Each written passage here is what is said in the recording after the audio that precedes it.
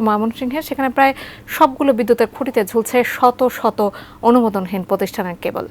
গাছ অথবা বাঁশের খুঁটিতেও দেয়া হয়েছে বিদ্যুৎ সংযোগ। এ যেন দেখার কেউ নেই অবস্থা।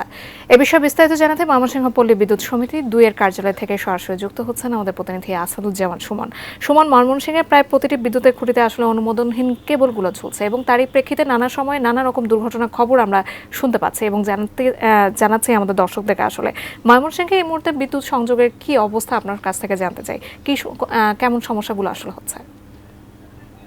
জি জাকিয়া, আসলে এই যে আপনি বলছিলেন যে বিদ্যুতের যে খুঁটিগুলো রয়েছে সেই খুঁটিতে কিন্তু তারের যে জঞ্জাল সেটিতে প্রায়ই ছোট বড় দুর্ঘটনা ঘটছে।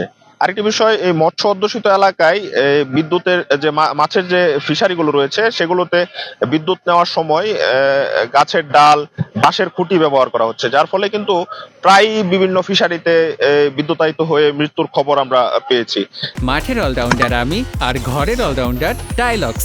টাইলক্স টয়লেট ক্লিনার, ক্লিন মানেই টাইলক্স। আপনি জানেন যে গতকালকে ময়মনসিংহের পল্লী বিদ্যুৎ সমিতি ২ এর আওতায় যে পার্শ্ববর্তী মাওনা স্টেশন রয়েছে সেই স্টেশনের দায়িত্ব অবহেলার কারণে ৭ জন কর্মকর্তাকে কিন্তু তাদেরকে বরখাস্ত করা হয়েছে এবং ২ দিন আগে এই বিদ্যুতায়িত হয়ে ৩ জন শিক্ষার্থী মৃত্যুবরণ করেছে। তো সব মিলিয়ে কিন্তু এই বিদ্যুৎ অফিসের যে দায়িত্বশীলতা সেটির কিছুটা ঘাটতি রয়েছে বলে যারা সেবা গ্রাহক রয়েছে তারা আমাদেরকে জানিয়েছেন।